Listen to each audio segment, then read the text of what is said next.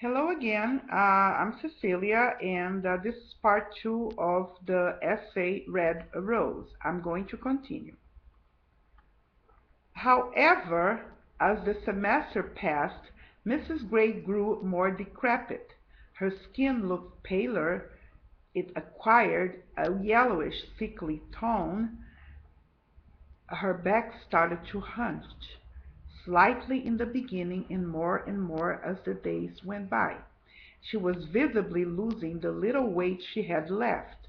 My classmates and I did not immediately notice all these changes because we were all so involved in her words. They went right to our hearts and took every moment of our attention. Thinking back now, I can remember how fast her body was deteriorating. I felt particularly lucky. Mrs. Gray liked me and loved my writing. She rarely smiled and gave compliments. I think she did not want her students to be too overconfident, but on one occasion she looked at me and simply said, "Don't waste your talent. It is a gift." Indeed, I received A's on most of my assignments. Some classmates jokingly called me teacher's pet. However, as the semester progressed, Mrs. Gray sat on the edge of her small desk during lectures more often than in the beginning. She was walking a lot slower, too, in and out of the classroom, hauling her heavy paper load in a wheeled luggage carrier, as she usually did, but somehow every day she seemed to struggle more with its weight. She never complained, but the wrinkles on her forehead were deepening, signs of agony. We offered to help, but she refused most of the time. She would give us one of those rare smiles, which were starting to look more like twitches of pain, and say, "Thank you, I can manage." Her voice a fainting whisper. One day around mid-April, in a very nonchalant way, Mrs. Gray told us she was going to miss the next class because she had a doctor's appointment. That was the last time any of us ever saw her alive.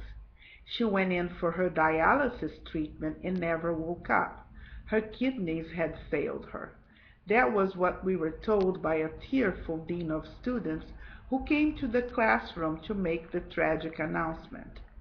The only sounds heard in the packed classroom came from those of us sobbing. Then, through torrents of tears, I remember that when I left home that morning, I had found one single beautiful red rose on my doorstep, carefully wrapped in cellophane paper and tied with a red velvet bow. It was too far from the curb to have fallen from someone's car. It was carefully placed on the first step on the path leading from my front door to the sidewalk, where it couldn't be missed.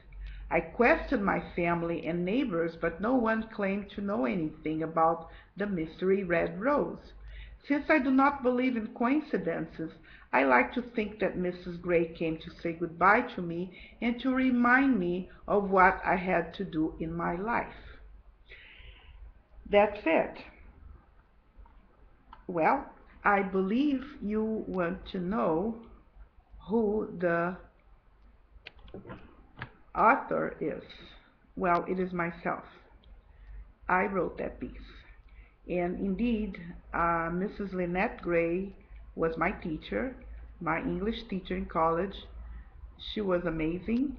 She was a real person, and I will never forget her. And the episode with the red rose, it was true too. To the very last moment, it was true.